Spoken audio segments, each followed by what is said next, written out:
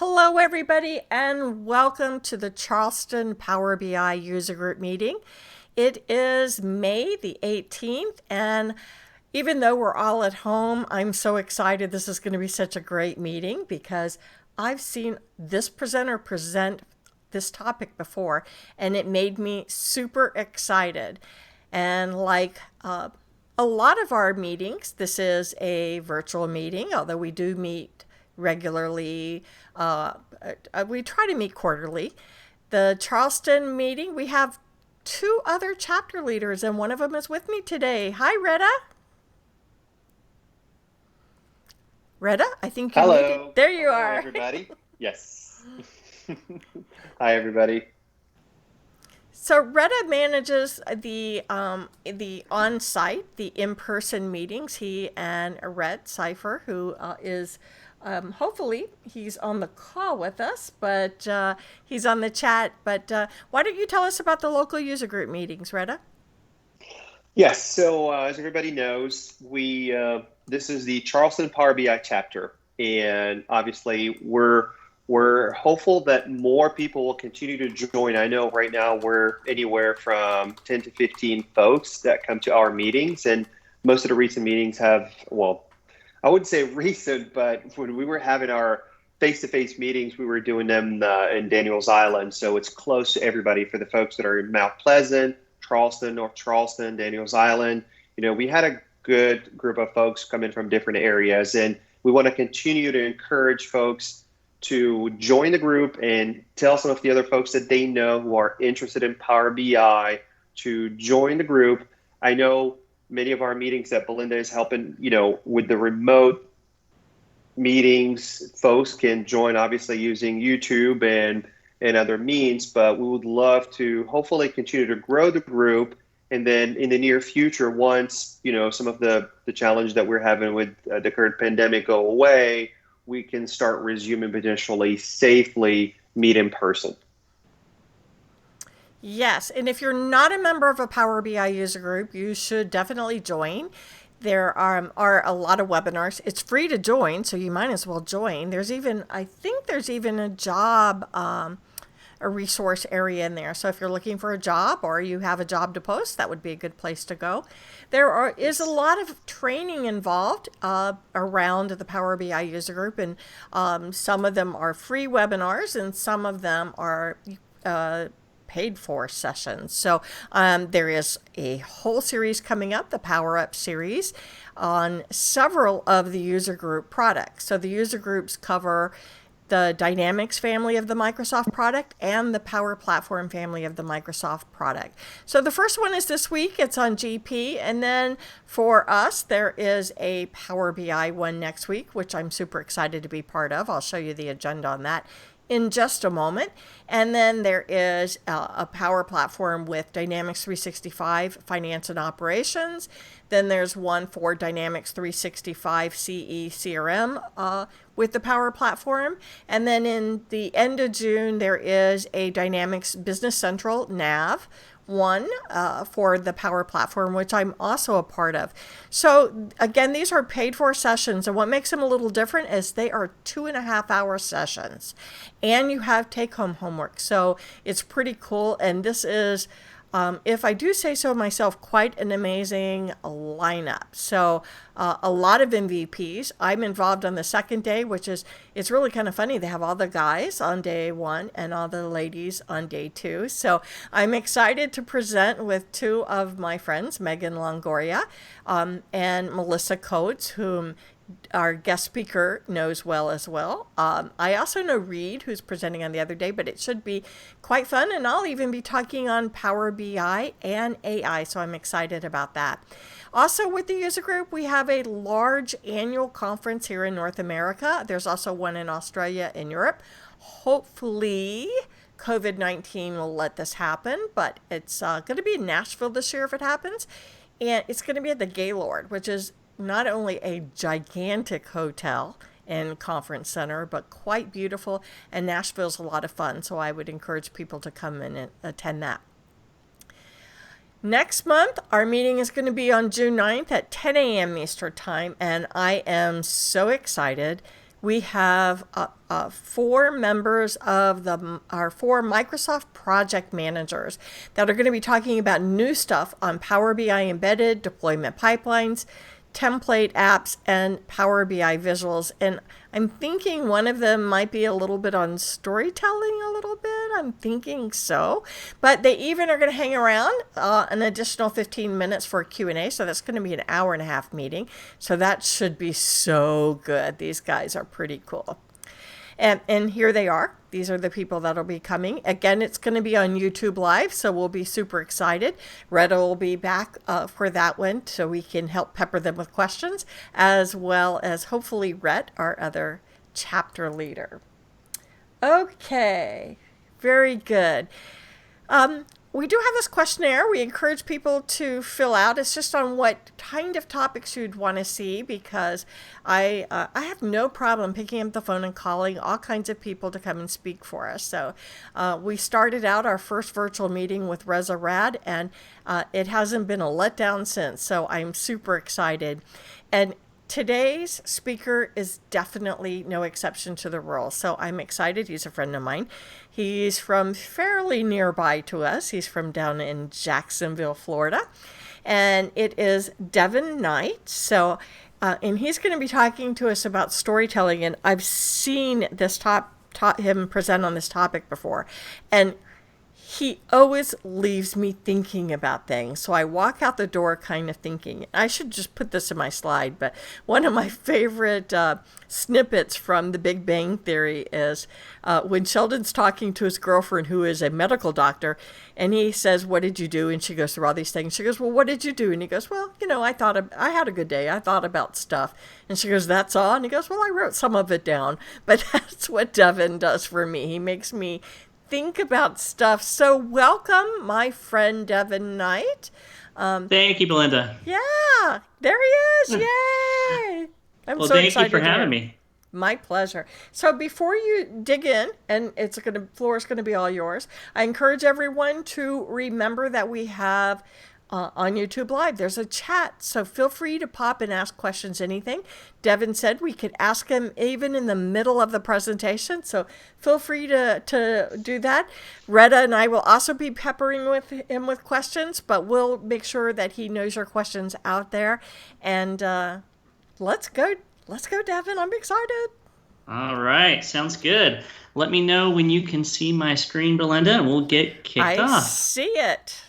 Perfect. Well, thank you, everybody. I enjoy the fact that you invited me to be. Actually, I think, Belinda, I asked you if I could be part of your user group, if I remember right.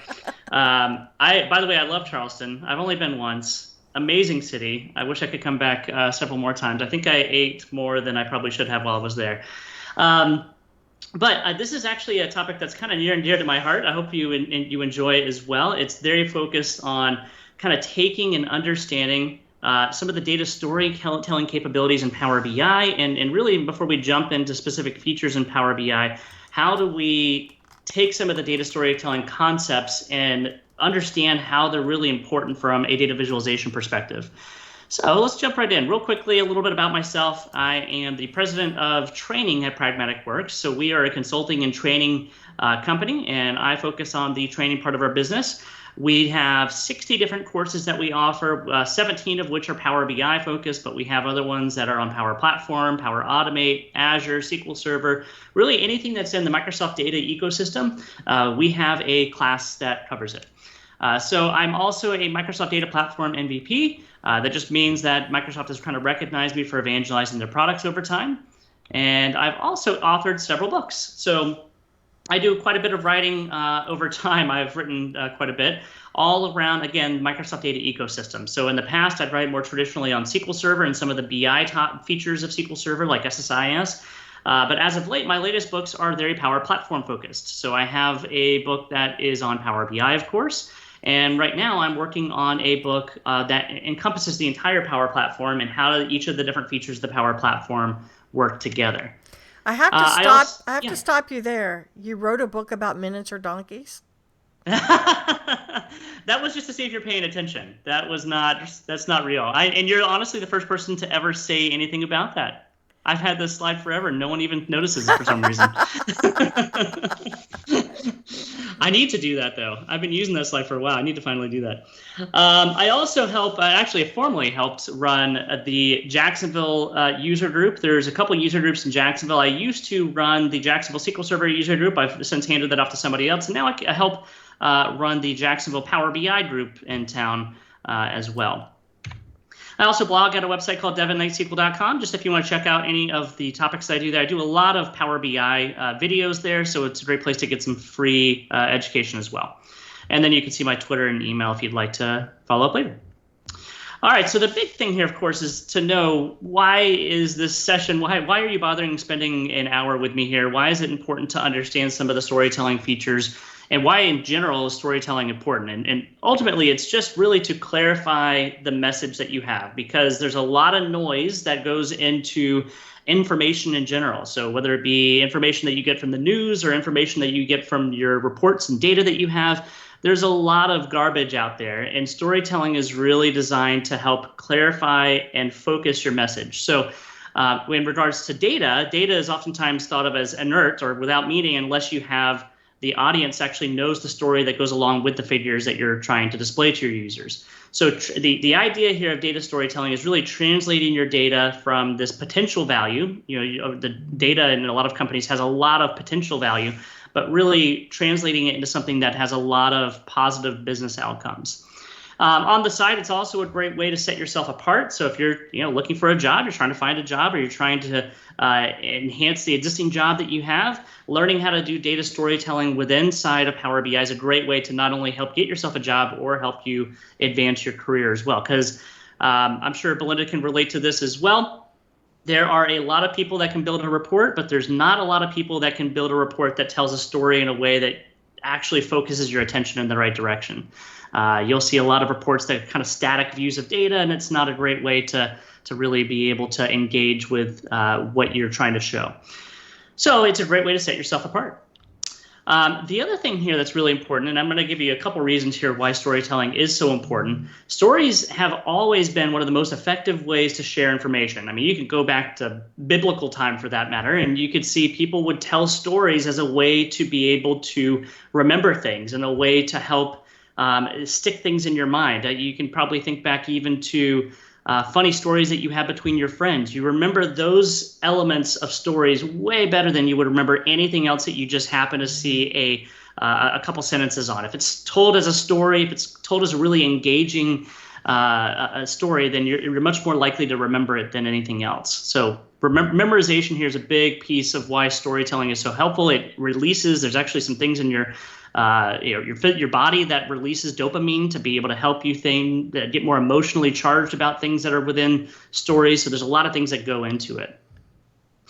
And stories are obviously much better at compelling change. So, if you have a story, if you're really trying to change something in your organization, being able to not only display the data is obviously very important, but to be able to display the data but tell it through a story so that it really shows why the change is needed and why the change is important, that's another hugely critical piece here. So you're really trying to implement change in some way, try and figure out a way to do that through some storytelling. And then stories that incorporate data is, obviously even more convincing than just more anecdotal stories. So I'm sure you've probably been in meetings before where someone will say, hey, I think that we should do this because of this very one specific incident that happened to me. And oftentimes they won't have any data to back up that incident or to back up the claim that they want to make this change in the organization. So having data to support those changes is always a huge piece of how you can really make and implement change in your organization. And then also, this is an obvious one probably. Stories can be a shorthand way of explaining analytics that you have or analysis that you have. So if you're trying to, let's say you have a big report that's covering information across the entirety of the last 10 years worth of data. If you could somehow explain that information in a story, it's going to be able to shorthand a lot of what goes into that 10 years worth of data. So another great reason to do data storytelling. All right, now when it comes to Power BI, there are several features that are built in that are designed to help you tell stories. And some of these are more impactful than others. Some of these features are more impactful than others. But the goal with these features, again, is to draw your user's attention to certain areas and to be able to actually tell a story with your data. And so you can see on the screenshot on the right-hand side, this is actually an example of one of our classes that we have that's all focused on storytelling. And this is actually using some video game data. We try to pull in some data that's a little bit fun to make it a little bit more engaging.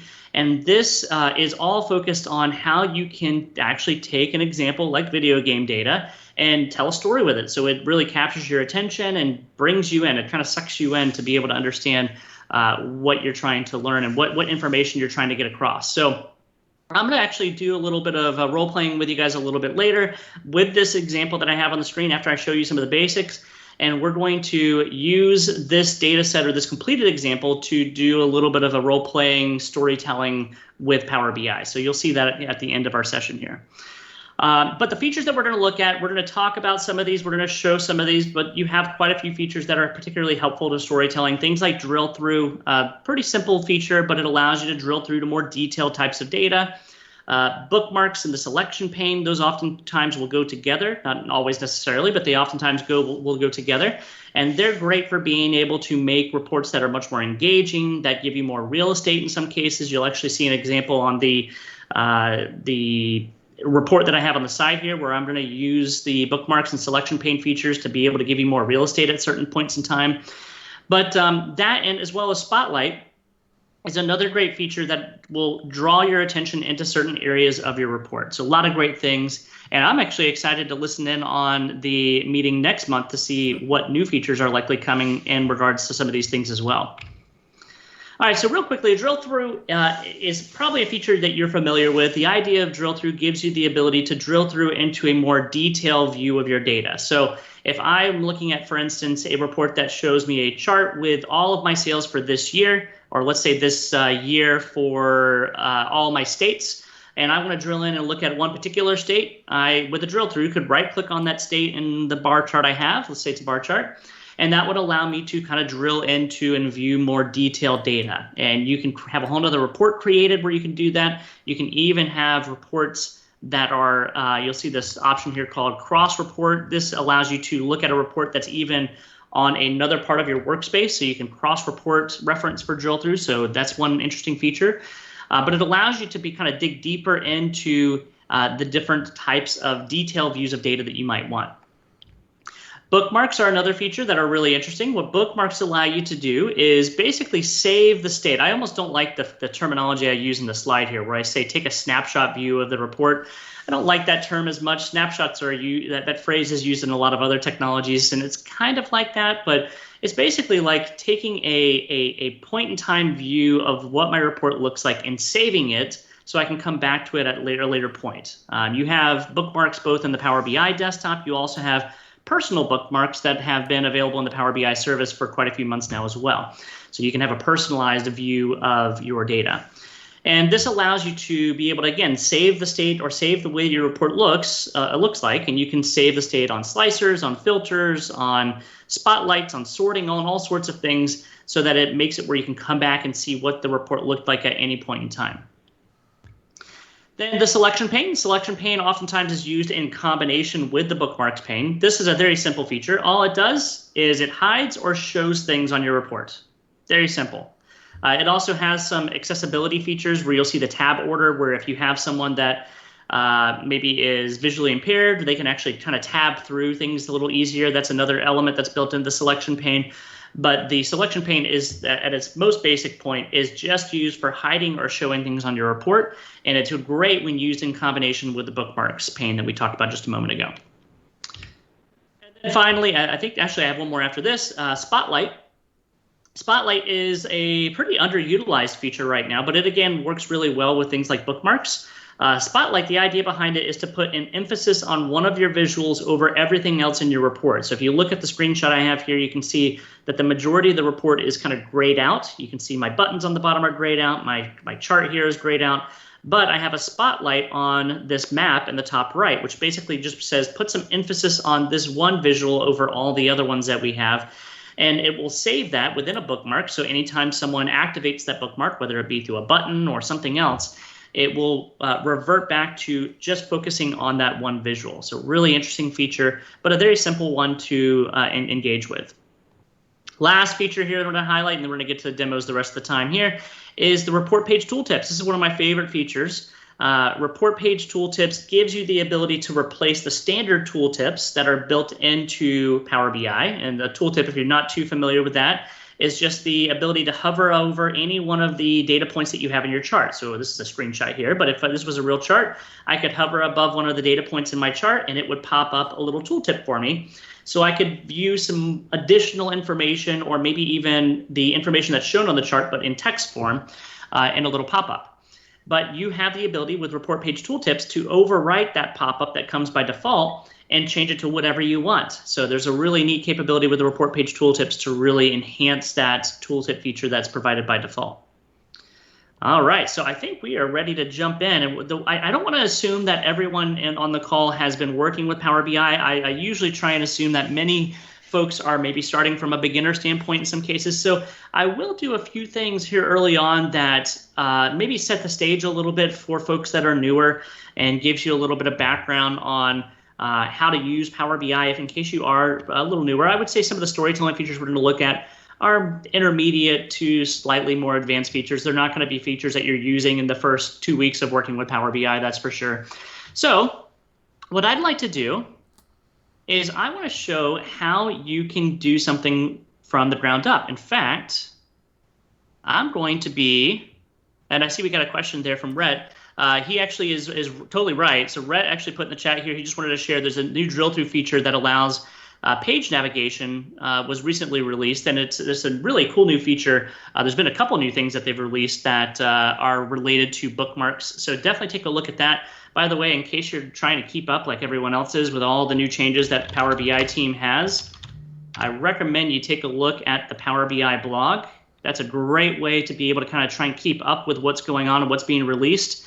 There was a release that came out on May 6th. That was actually the April release. So you can expect there's supposed to be another release that comes out this month as well. So I have to, even myself, I'm sure Belinda does as well, have to keep pretty close attention to what's going on in the blog because there are a lot of interesting new features that come out. So definitely worth taking a peek there as well. Okay. All right. So here's our example that we're going to do. We're going to pretend like we work for a bank. Okay. And the bank that we work for is interested. We budgeted for the year. We still have it in budget despite everything that's going on in the world right now. That we want to open up another brick and mortar banking center, and we've budgeted to open up a couple new centers. And so I want to be able to plan for that. And I have a lot of internal data that's helpful for that. I have data that shows me where my most customers are. I have data that shows me where my most activity occurs with these customers. But what I'd like to really do is to be able to take all that internal data I have, but also pull in some external data. And that's why I am at data.gov, which has a lot of great data sets. You can see they have more than 200,000 data sets that you can pull from here. And what I'd like to do is I want to pull in one that doesn't necessarily show me where my customers are. I have all that information internally, but I want to see where there's potential issues that I might want to avoid. So what I'm going to search for here is FDIC failed banks. And this is if you want to follow along with this later. I'm not necessarily going to go at a speed you can follow along right now, but you can go to data.gov and follow along with this if you want. Of course, this is YouTube, so you can always pause and rewind and do whatever you need there. All right, so I am going to pull in the data set that I see on the very top here called FDIC failed bank list. And you'll find within inside of this data set that there is a CSV file that we can use. And one of the beautiful things about Power BI is whenever you're pulling in data from a website, I don't actually have to download this. I can point to the URL where this is stored, and I can just reference this over and over rather than me having to download the file and then trying to come up with some mechanism to re-download the file on a regular basis. I can instead right-click on this and tell it that I want to copy the link address and just use the link for where the file is stored rather than having to download it. So I'm going to copy the link address for this, and I'm going to go flip over to Power BI. Okay, here we go.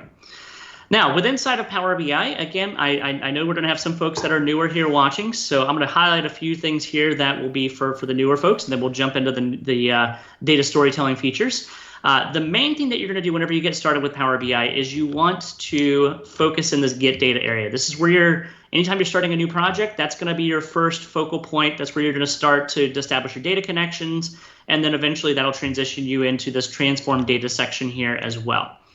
So we're going to go ahead and launch the Get Data option, and you'll see there's some common sources you can connect to, or you can actually click the top part of the button. It'll launch a little bit more there for you. But we're going to be using the web source,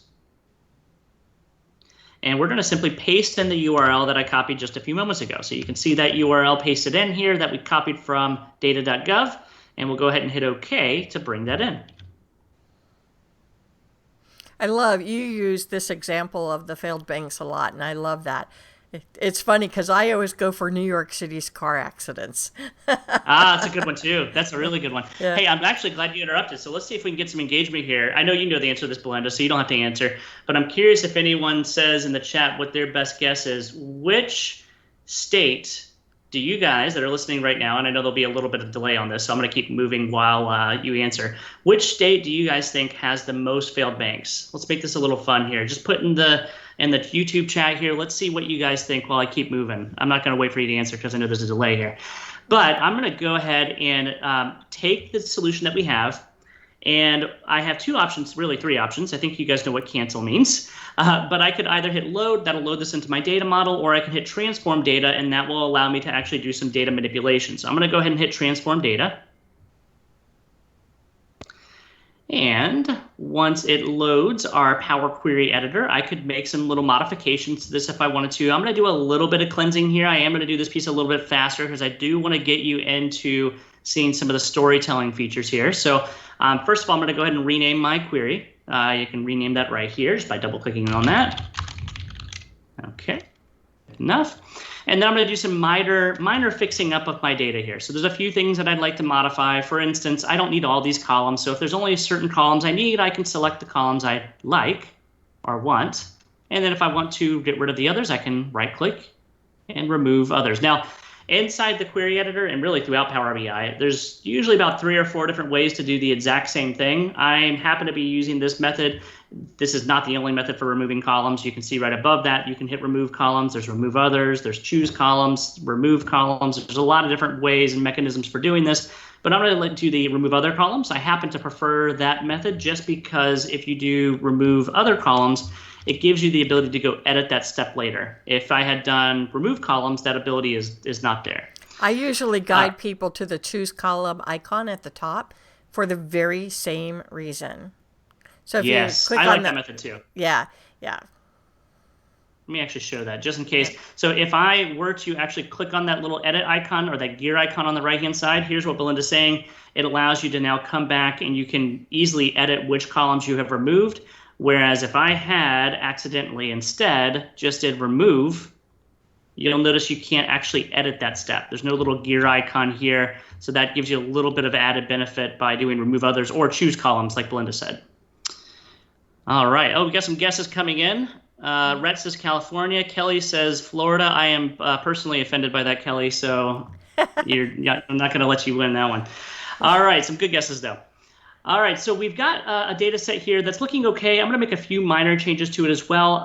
For instance, let's say I only really care to have the year returned back from the closing date. A few other transforms that I could apply here. I'm going to duplicate this column. I want to have a version of this data that has the full date. I also want to have a version of this data that has just the year returned back.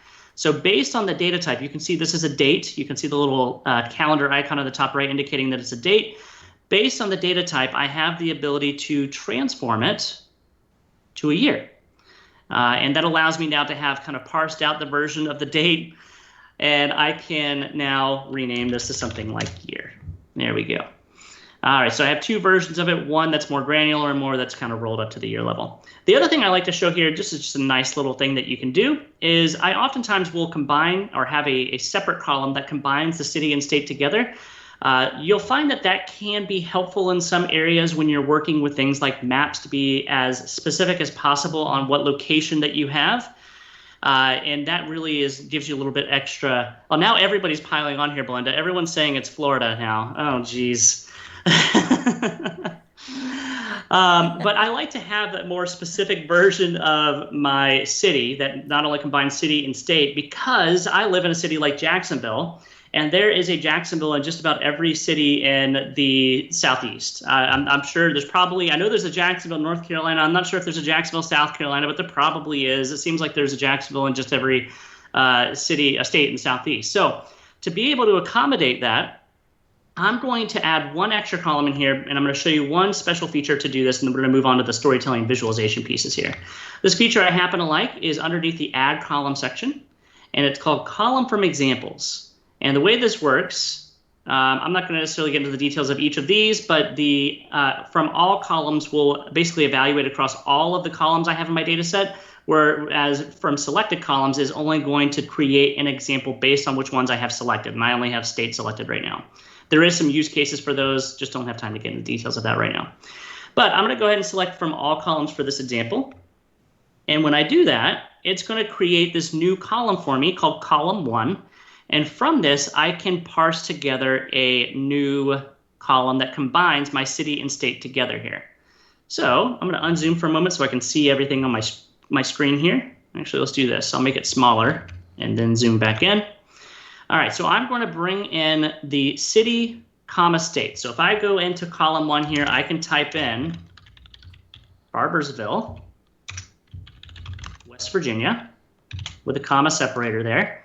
And if I hit enter, the Add Column from Example feature allows me now to look at all the other examples of data that I have inside this data set, and I can parse together those fields properly. And you can do a lot more with this Add Column from Example feature. I just like to kind of pepper that in because it's a nice little feature.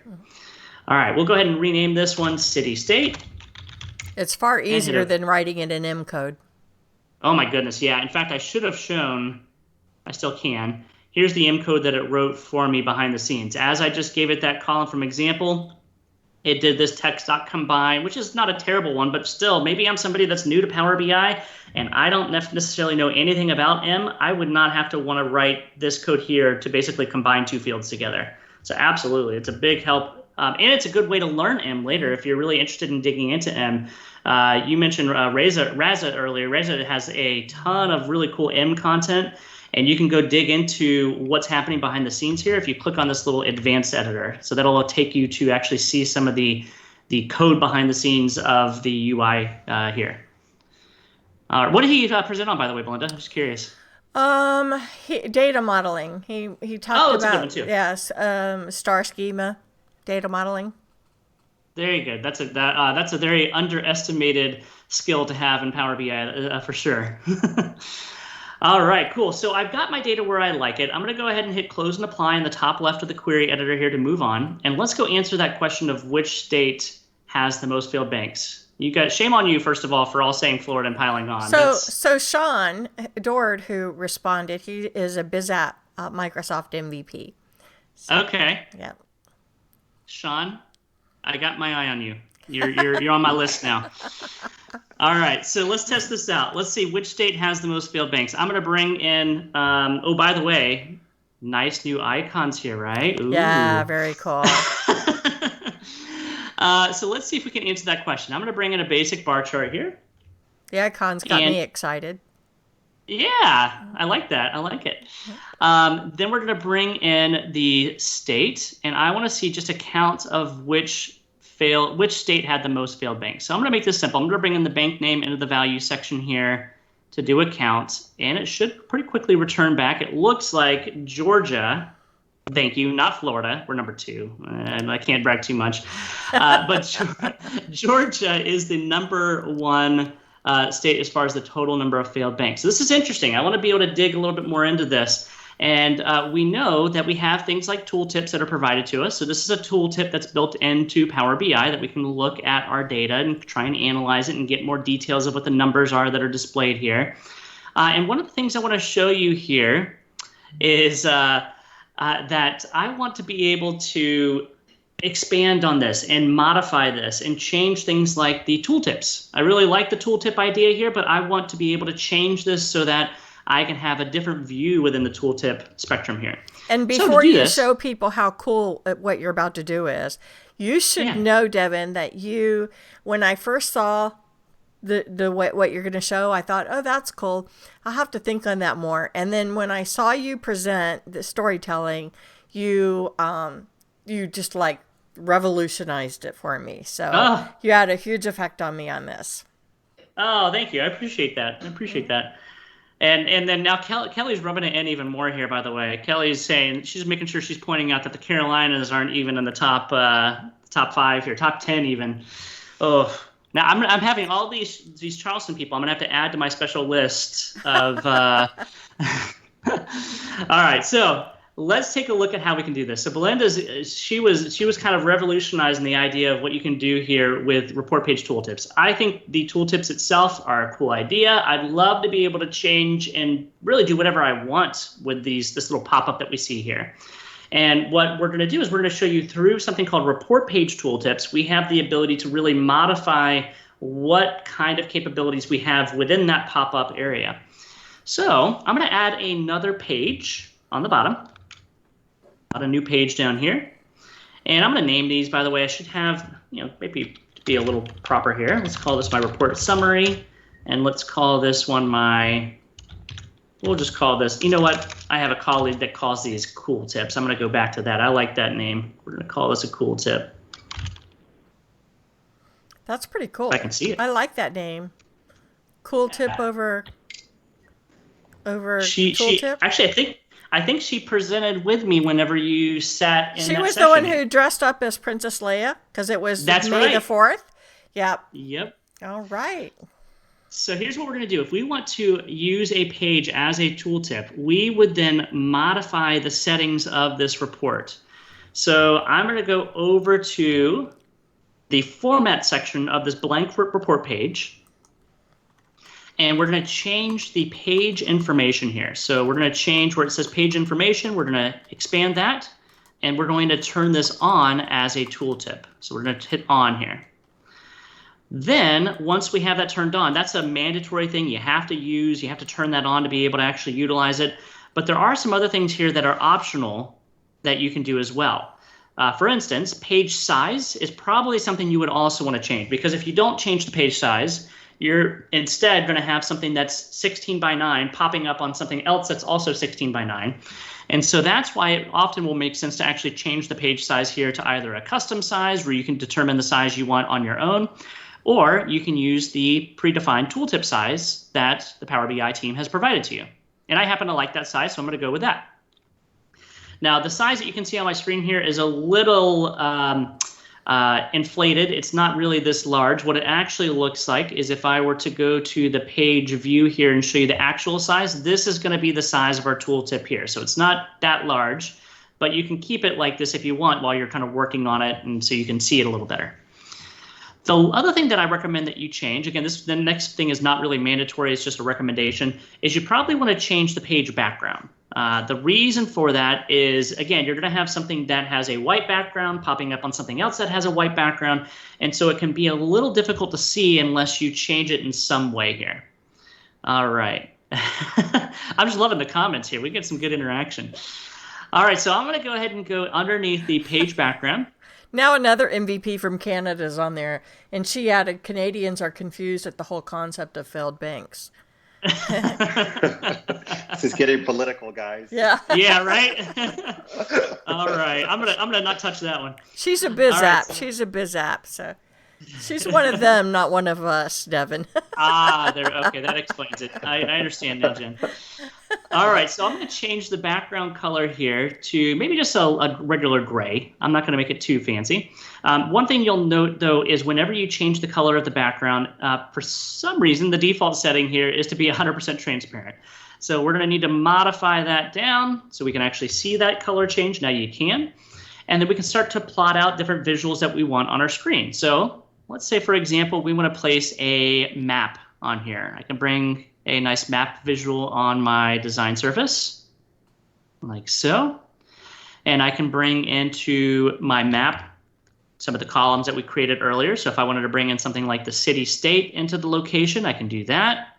If If I wanted to bring in the count of bank names again, I would probably normally create a measure out of this, but for the time's sake, I'm going to drop in the count of bank names into the size.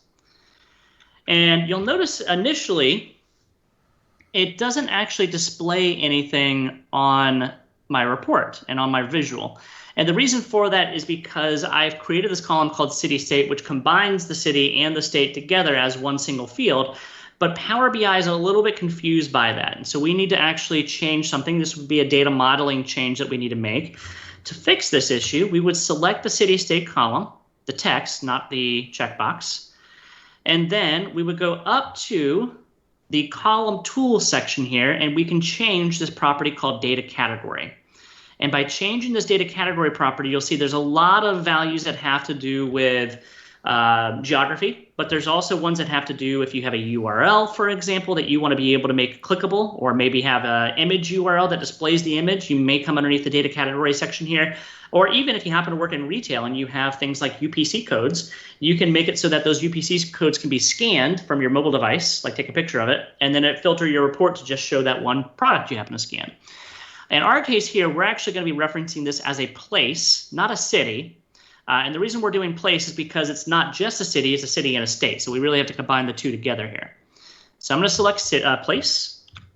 And once I do that, after a few moments, it should render our visual to be able to display each of those data points in here correctly. Yeah, looking good. All right, final thing that I want to do on this tooltip page is bring in a nice little card visual. So I'm going to bring in a card visual here and kind of resize it so it's not eating up so much space. All right, and in this card visual, we're going to display just the count of the total failed banks again, just so we can see what the number is that we happen to be hovering above. So I'm going to drag in the bank name into my card visual, and you'll notice by default it's displaying the First American, let's see, what does it say? First American Bank of Minnesota. That's because it's not actually aggregating this the way I want it to. It's just displaying the very first bank that it found. So I'm going to switch this to actually do a count here. Not a count distinct, because I may have Bank of America pop in here more than once, and I want to count those each separately. So I'm going to do a count, not a count distinct. The other thing I like to do here is I'll oftentimes rename this field inside the visual just by double clicking on this. I can rename this total banks.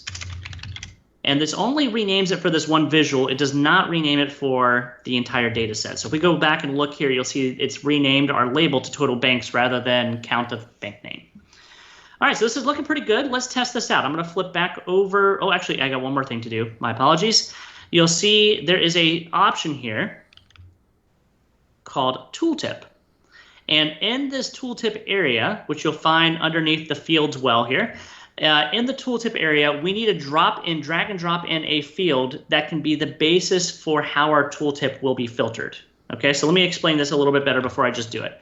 If we go back to our report summary, I want to make it so that whenever I hover above Georgia or Florida or whatever it may be, whenever I go to hover above a particular state, I want it to return back that report that we just did, that report page we just did, but filtered to the state that we happen to be hovering above. There's two ways we can do this. We could either drag in the ST column. You can see we're using the state column right here. I'm trying to point to it on my with my finger. You can't see what I'm pointing to. Yeah, right here. You can see that I'm using both the ST column as well as the bank name column. So I could use either of those in the tooltip area. The tooltip can either have an aggregate in it, or it can just have a standard column like our state column. I'm going to use the state column. Either one would be fine for this example. And I'm going to go grab our state column and drag and drop it into the tooltip section right here. Now, this would normally be where you would find drill through, but when we activated the tooltip capabilities right here, as soon as we flip this on, it switched this from being the drill through feature to now being a tooltip feature. Okay. All right. So we've now got that one set up, and we should be able to utilize it. So let's go back to our report summary and hover above any one of these states. And there we go. We can now see the tooltip return back. And based on whichever state we're hovering over, let me zoom in on that. Based on whichever state we're hovering over, it's going to take us to that area of the map so we can see where all of those failed banks are occurring. So if we're looking at Georgia, for instance, Not surprisingly, the bigger cluster there is around Atlanta. And if we look at Florida, we're really we have a handful of larger cities, so they're kind of spread across the state, but looks like South Florida and Tampa area and Jacksonville has a few, so they're kind of spread all over. Illinois, not surprisingly, Chicago is the big cluster. All right, so we're able to kind of build out this nice visual that has this interaction that allows us to dig deeper into the data just by interacting with it. The next thing I want to show you before I kind of pivot to our completed version of this solution is a feature called bookmarks and the selection pane. We talked about this a little bit earlier, but let me set the stage for this example. So here's what I want to do in this case. I want to make it so that whenever my users are looking at this report, that they have options as far as how they view the data. Now, there's actually been a really cool feature that was just released this month in the Power BI service that allows your users to now actually change the view of your reports on their own. So they can actually come in, this new feature that was just released, you can actually, it's by default turned off, but if you come underneath the format section of any one of your visuals and then go down to, I got Belinda here in the corner. If you go into the visual header section, she's trying to hide from it. Let me zoom down here. There we go. There is a feature now that is turned off by default. So let's see if I can find it. Oh, it's all the way on the bottom here. Let me zoom out for a moment. Let me move you. There we go. This feature right here called visual header. That's not it. It's not called tooltip.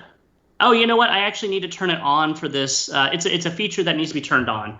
So there is a new feature that allows your users to actually have some personalization of the visuals, but it has to be turned on in the settings section first. So it's kind of different from what we're talking about anyways, but just to kind of point you in the right area, underneath options, there is this latest feature that just came out. It's really cool. And it's primarily something your users will interact with in the service. But there is a report settings section where you can change or give your users the ability to actually kind of personalize visuals. Here it is. So I have this turned off, but when I turn this on, it would allow my users to really modify visuals on their own. But without this turned on, let's say, for example, I want my users to have the ability to modify the visuals, but I don't want to overwhelm them. I don't want to give them too many options. So I'm going to give them this ability on my own and really limit them to two types of visuals that they can use. I want to give them the ability to maybe do the bar chart that we have, but also be able to do a table. Maybe I have people that prefer to view this as a table and in certain circumstances. So I'm going to add in a table here as well. And I'm going to bring in some of the same information that we were already looking at, the states, as well as the count of failed banks. Okay, and I'll bump up this so you can actually read it a little bit. All right. Good deal, and then we'll sort this. All right. All right, so let's say I had both of these visuals on here at the same time. But I only want my users to be able to see one of them at a time, right? I don't need them to see both of these.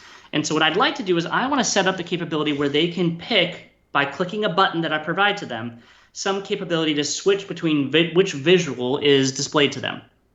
So to do this, I am going to leverage two features. They're found underneath the View menu, and they're called Selection and Bookmarks right here. I talked about both of these in the slides earlier. I'm going to go ahead and turn them on. The selection pane, just as a reminder, all the selection pane does is it hides or shows things, whereas the bookmarks pane will allow you to actually kind of save the way your report looks at any point in time. And what I'd like to do is I'm going to bring in some mechanism or some interaction so my users can actually click a button, which, by the way, Power BI does have buttons, to be able to flip between which one of the visuals they're viewing. And I can do that by going underneath the Home menu. Oh, sorry, they have actually changed the location of this. It's under the Insert menu now. Under the Insert menu, you'll find there is a section here where you can insert a button.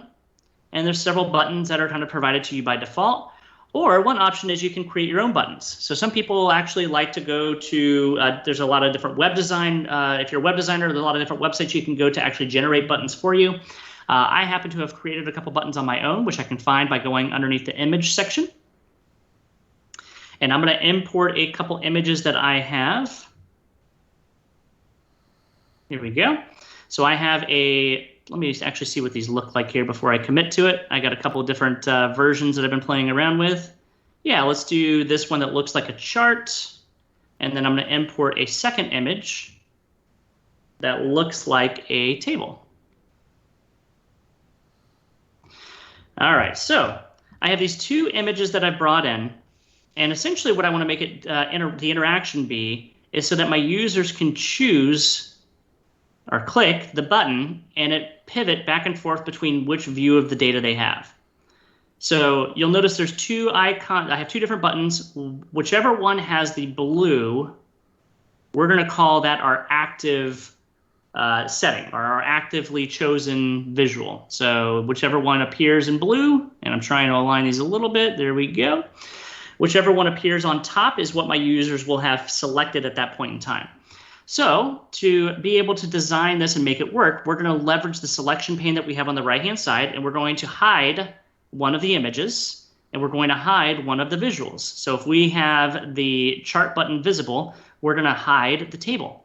So it looks like the chart button is selected, and we can see the chart below it. And when I have that set up and configured, I would add a bookmark so that it saves the way this looks. Then I would flip things around. I would say, well, now let's actually show this image, but hide this one.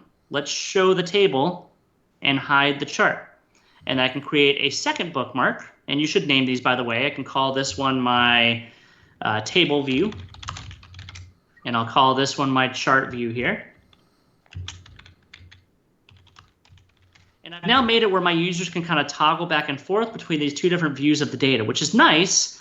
But really, there's one extra step to make this ultra nice. And that is that I want to be able to actually have my users be able to click on these buttons. So to make a bookmark launch from a button, or an image in this case, you would select the image, go over to the Format Image properties on the right-hand side, and then underneath the section here defined by action, you turn on actions and tell it that you want it to launch a bookmark. And the bookmark that I want it to launch in this case is the chart view.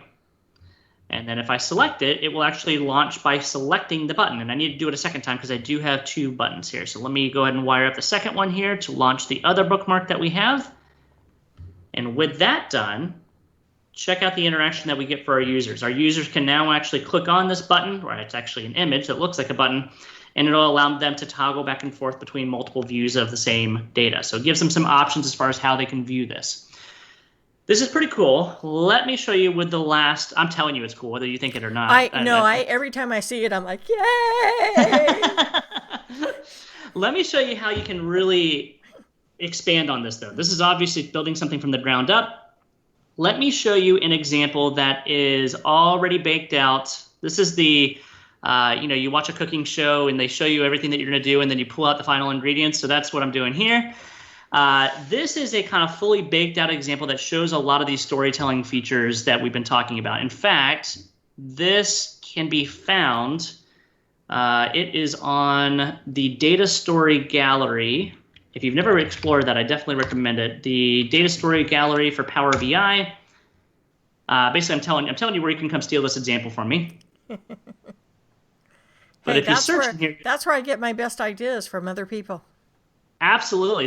And they've got so many examples here. It's a great place to go get some inspiration. There's some really cool ones out here. They have 86 pages of examples out there. I'm going to actually put this in the chat. It will come to you a little earlier than you hear me talk about it, so you might be wondering why I shared this link. But using that link, there's a lot of really great examples of different Power BI solutions that people have created. This is on there as well. They've changed the sort order. It used to be on the front page, but they've changed it to be something else now. But go take a peek there. You can steal the example from me. You can download it there. Everything is publicly available. Click on the send button, and you should note that Sean added he falls off the chair impressed. Oh, thank you, Sean. I appreciate that. Yeah. I appreciate that. All right, cool. So, did I not hit send on that, Belinda? Nope. Let me try that again. In there. Okay, maybe. Do you see it twice now, or just once? I don't. Oh, is it in? It's in our chat. Is it in our chat? Oh, I'm sorry. I put it in the YouTube stream. Oh, okay. Yeah, no, it should be in the YouTube one. Yeah. Okay, okay. Nope, I don't see it. But you know Oh. what? Let me take it a second to refresh. Yeah, I don't see it no worries. either. We'll add it. I'll You share keep it with you guys going. as We'll well add here. it. Let me put it in our meeting here, and then you guys can share it later as well. Okay. All right, good deal. So what I want to show you with this last few minutes we have is how this completed example really pulls together these ideas of data storytelling that we've shared so far. So this example, let's do a little role playing here. Let's say I work for a video game company. You are my potential investors. You didn't know I'd be asking you for some money today, but that's what's happening. You are my potential investors to this video game company that I have, or that I'm trying to start up. And I'm trying to design games that are really meant for families and that are meant for families to play together.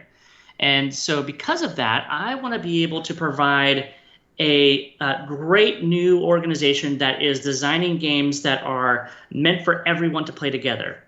Parents play with kids, grandparents play with kids. And so we are looking at the data that we have within inside of the video game industry to try and find where is it best for a startup company like mine to maybe invest our time in. Should we start by going at Xbox, or I'm assuming we probably shouldn't start with Sega since they're not around anymore. But should we start with Xbox, Nintendo Switch, PlayStation, whatever it may be? And so I built this report to be able to help convince my investors that I've got this great plan on how my company is going to design games for everyone. And so within inside of this, I have a couple things. You'll see up in the top right, I have a little button that will launch and focus the area of really filter down the data to just show games that are rated for everyone. We're trying to look at games for everyone together. So I see here that it's highlighted everyone and everyone 10 plus for the types of games that we're looking at.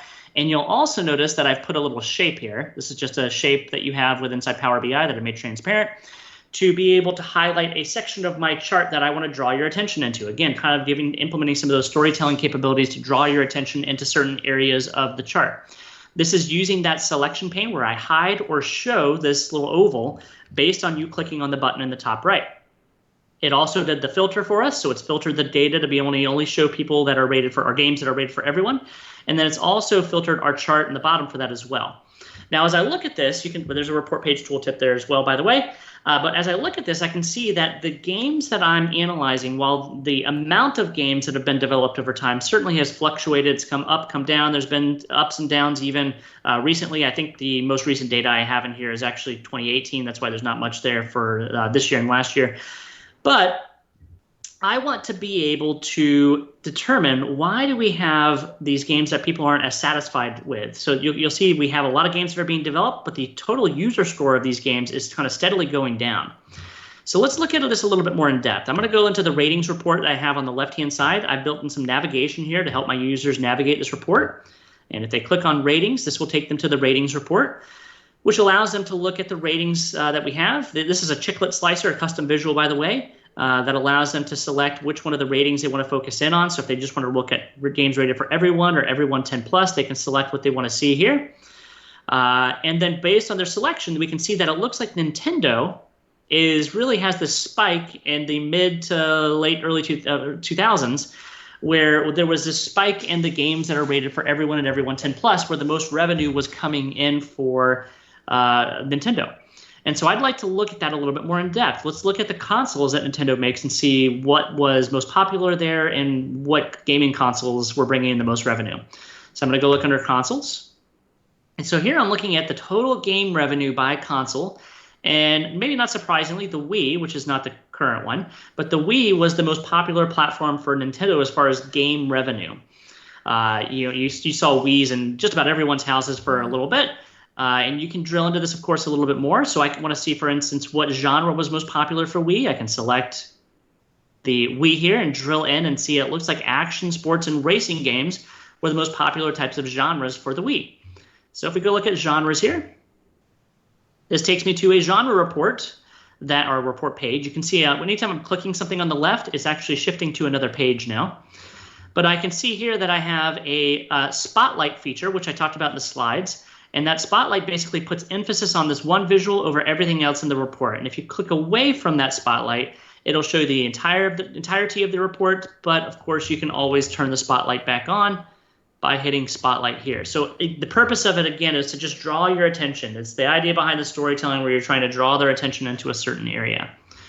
So it's a more fully functioning version of some of the things that we talked about. I use, by the way, to create some of the things that you see here, a lot of images.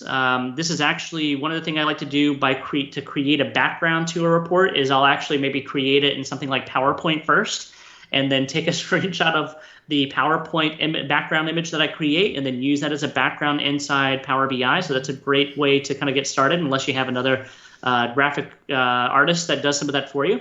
Can I get you to comment a little bit more about that? Because anyone watching, I want to make sure that they have a good experience doing that. And I want to talk about the size of the background versus the size of the screen you have.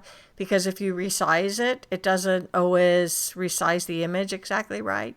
Or it didn't initially.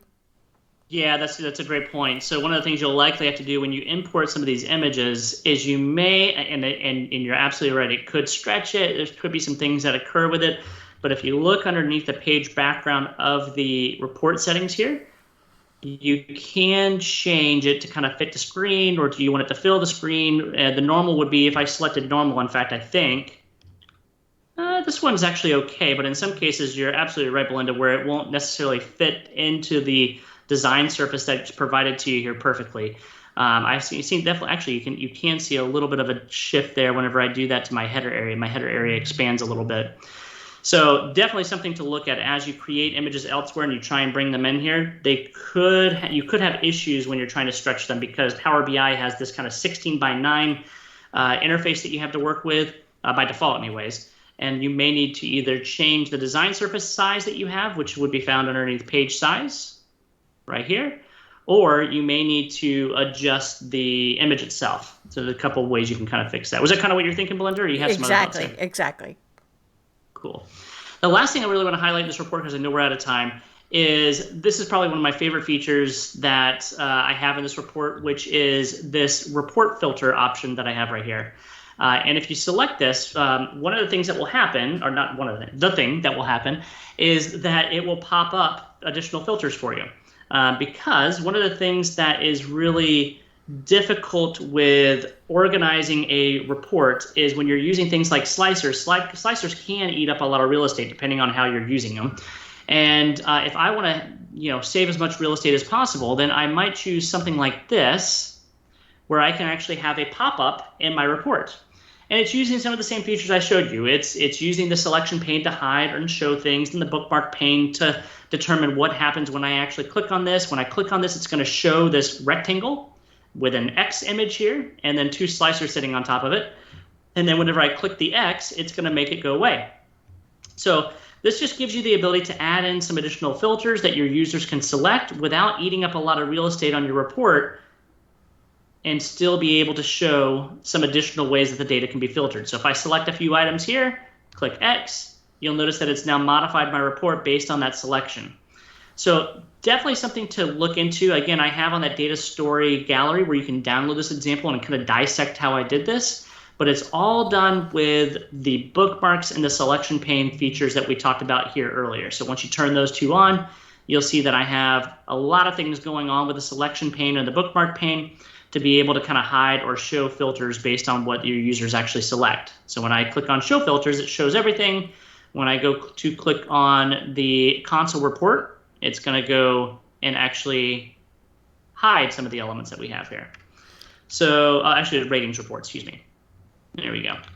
So interesting ways to be able to combine a lot of these features together to make it so that it's really easy to interact with, and makes it so your users have hopefully a very pleasant experience with inside the report you've designed for them. One thing I saw with the selections that I thought was really cool is somebody put in information, and I think we're okay if we go over a little bit. So sure. Everybody's super engaged. So one thing I saw that was really cool was someone had an overlay that explained what each visual represented. So it was That's a like great example. it was like a direction of how to use things, which I thought was cool. And before you move, talk about your next thing, just in case we have some new people, can you show? You created the tooltip page, but you have those hidden from the report. Can you show people how to hide them? And then can you talk about whether or not they would appear when you publish this to the service? Yeah, great question. So I have that already done in this completed report. Let me flip back over to the one we did together. So great point. If I were to look at this tooltip that we created here earlier, I probably don't want my users going directly to that report page. We created this report page down here on the bottom called Cool Tip. I probably don't want them going directly to that because they would likely be a little confused on what I'm trying to show them and what really is supposed to be just a little pop-up here. So what you can do is you can hide these pages. If you right-click on the page, you can select Hide Page, and you'll see there's a little indicator there showing you that the page has been hidden. And with that done, now this is still visible to you because you're the developer, so you can still see it within inside the Power BI desktop. But when you go to publish this to the Power BI service, the only way that your users will be able to get to this report is through the interaction that we have above. So they're never going to be able to go to this and interact with that report by flipping to a cool tip page because they will not see it. It won't exist to them. I oftentimes will do that with drill throughs as well. So if I create a drill through, I would likely hide the drill through page and make it so the only way they can get to the drill through page is through interaction that I provided to them. It's a great way to be able to make it so that you only display to your users what they should see. So yeah, great. I'm glad you brought that up. I usually show that and I almost forgot. I did forget. Cool. Anything else? Now, I love the way you made the button as like a toggle instead of having them individually, because you would have had to do more work if you'd done them individually, because you would have had to say, okay, when it's highlighted, it's this, and when it's dimmed, it's that. So it would have been more work on the selection process. So I really like the way you did. You put them on a single image, a single button. Yeah, and I've seen some people get really creative with these. If I had 3 options that I need to select from, then I would need to separate them out. But the way that it's done here, as long as I have 2 options, is a pretty interesting way to be able to set this up. The one thing that I would probably show as we wrap up is that feature that I mentioned is new. That is a great way for your users to really be able to kind of take your reports to the next level, which was this personalization feature. If I turn that on, you'll now see this little icon appear on the top part of your reports. Now, it doesn't really do much for me here inside the Power BI desktop, but once I publish this to the service, my users will now have the ability to personalize these visuals. So whether it be my bar chart or my table, when I go to deploy this, they can now pick that button and it will give my end users the ability to actually modify this particular visual. So that's a new feature that just came out this month. Really cool capability that people have been asking for a long time, that allows them to do more on their own. If you have users that, some of you may have users that you don't feel comfortable with them doing something like that, but it is something you can turn off. You saw that it could be turned off both in the report settings, or it can also be turned off on just individual visuals. So if you have particular visuals that you do not want them doing that on, you can go down to where I was trying to go earlier and realize I was in the wrong place. But you can go down to the report header section and you can turn off that personalized visual section for just certain visuals. If you don't want it available for all, but you want it available for some, you would turn them off individually for each visual you don't want it on. And then Rhett has a question. Is there a way or a best method to allow a user to interact with data presented in the tooltip as a drill through? That's a good question. I don't have a good answer for you. So the tooltips, unfortunately, cannot really be interacted with. So you'll notice whenever I try and use my mouse and go over to the tooltip, it immediately disappears or goes to some other data point. So you don't really have the ability to interact with that. I think you do see at the very least a lot of people, and this is kind of pivoting to answer another question. You do see a lot of people at the very least using this the way that Belinda mentioned earlier to be able to kind of document things. So if you don't have like another another report that you want to pop up, but maybe you want to actually provide some definitions of what the metrics are that people are looking at. I've seen them use that way as well. So you can just have a text box in there where you have some definition of what's going on. But unfortunately, you can't really interact with the tooltip itself, which would be great if you can, but it's a little out of reach there. Good question, Rhett. Yeah. Good question. I think that's all I have. Belinda, do you have anything else that you want to chat about? No, this was wonderful. I thought this was absolutely fabulous, and it was a great presentation. I agree. Yeah. Thank you. And this is the kind of foundation information that so many people miss learning about, and so it's hugely valuable to people of all levels, because if they're not in the habit of using these things, it's a great reminder about how to make it interactive for everybody, make it usable for everybody. So you are just amazing, Devin. Thank you so much for coming in. Thank you, Devin. He is quite amazing, and he brought up the Jacksonville SQL Saturday group. Let me tell you, that is a SQL Saturday worth going to. So if you are ever willing to drive down and attend one of their SQL Saturdays, it's really a good one. So yes, it was a great session, Jen. Thank you so much for that. I'd like to thank my co-leaders, Retta and Rhett, and we, all three of us, thank you so much, Devin, for coming and talking with us today. So hopefully we can get you here in person sometime. And Kelly, who was giving you such grief, she's actually a chapter leader for the GP user group here. So maybe we could get a twofer out of you or something. I don't know. I love it. We'll figure it out. That'd be We've great. done that. We've done that before with Mariana Gomez. So maybe we could do the same with you. So thanks so much, everybody. And I hope everyone stays safe. And I also hope we see you next month. Bye. Thanks, everybody. Bye, everybody.